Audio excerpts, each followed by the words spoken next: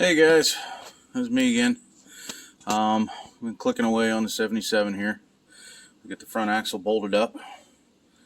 U-bolts in there. I ended up cutting some of those off again like I did in the back because those U-bolts that you get, I think, are their universal part either for a 4 or 6 inch lift. So I went ahead and cut those off. And with these, what do they call these? The leaf spring anchor plates. I looked those up last night on LMC and was not able to find they do have a right and a left part number, but they don't have the actual part number that's on the casting, and they don't have pictures, so I couldn't really tell. But after I got to looking at it, it's pretty simple, because over on the other side here, this inboard U-bolt has a wider pattern, so it's pretty simple to figure that your sway bar mount has got to go towards the passenger side on both sides, and that larger inboard U-bolt pattern needs to be on the inside there. So once you figure that out, they just kind of only go in one way.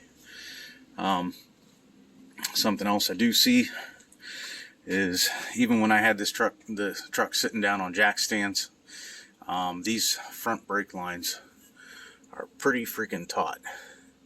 I bought new brake lines for it, but I don't think I'm going to be able to use them. I think I'm going to have to get a hold of Rough Country and get some of their extended brake lines all the way around, because I don't want to take any chances of popping one of those while I'm driving down the road. And then when I tried putting my hooking my drive shaft back up, it did not want to extend far enough. So I did some poking around. From what I could find, everybody that's used this lift has used their stock drive shaft. So I pulled the front drive shaft out, and what was going on is this was all frozen and stuck. So I hit it with some blaster and greased it a little bit, worked it back and forth, and now I have it to the point where I can pop that right off the end. So I don't think I'm going to have any problems putting that back in there. I should be able to get enough length out of it. And now what I'm in the process of doing is hooking up my steering.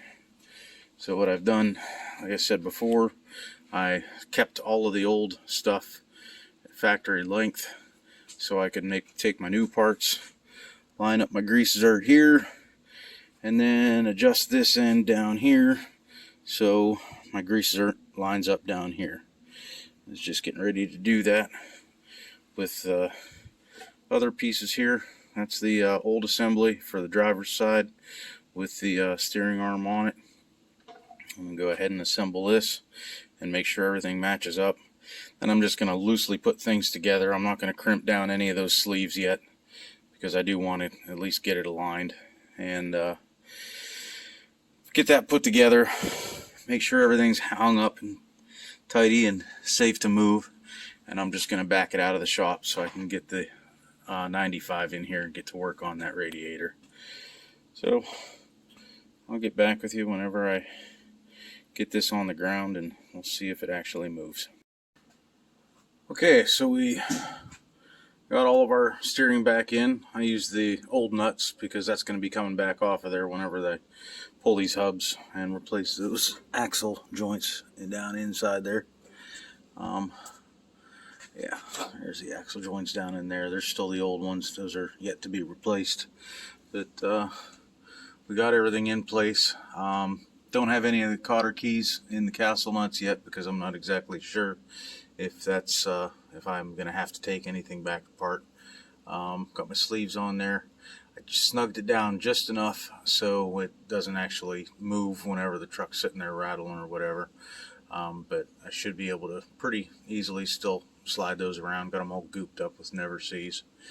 Got the center link or drag link on there with the outer tie rod over here. Did the same thing over here. It's all gooped up, and those bolts on those clamps are just tight enough to hold it in place and keep it from moving. So I think we're gonna go ahead and take one last walk underneath here to make sure that I don't have any little hangers or anything that get in the way. Make sure my fuel lines aren't gonna, yeah, I gotta tie that old fuel line that's been empty for I don't know how long, but I still don't want it right by that exhaust. So I'm gonna maybe see if I can loop it up and bring it out back there, keep it safe. And then we're gonna, oh yeah, I should probably zip tie those emergency brake cables out of the way and take those little hooky hangers there and set them aside so I don't lose them. But I think we're gonna try getting this down on the ground, get some things shuffled around outside, and see what we can do about getting the truck switched around. But before I do pull it out, I'll get those front wheels on there and let you guys see what it looks like with the 4-inch lift.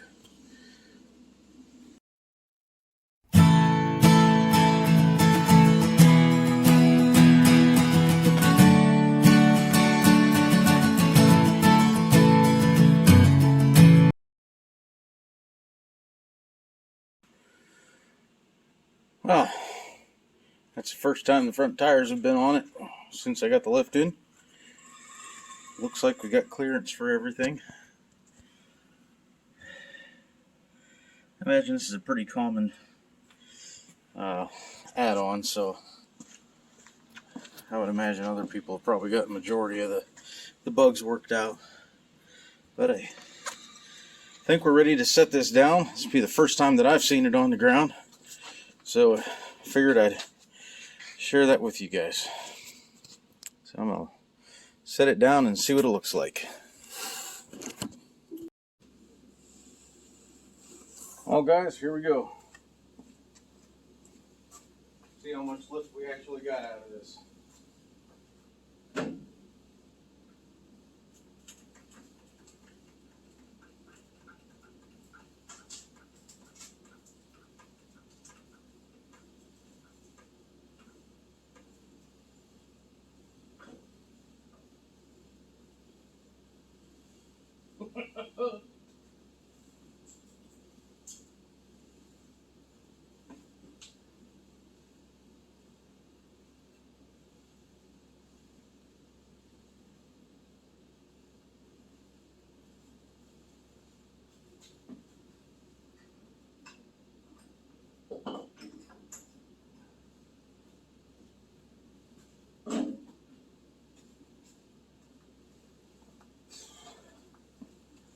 Well, that's it.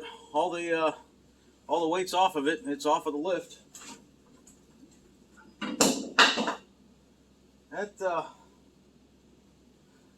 That gave me a little bit more than I expected. Whoops. But wow. Let me make a nice little tow rig. I'm pretty happy with it. Thanks for watching.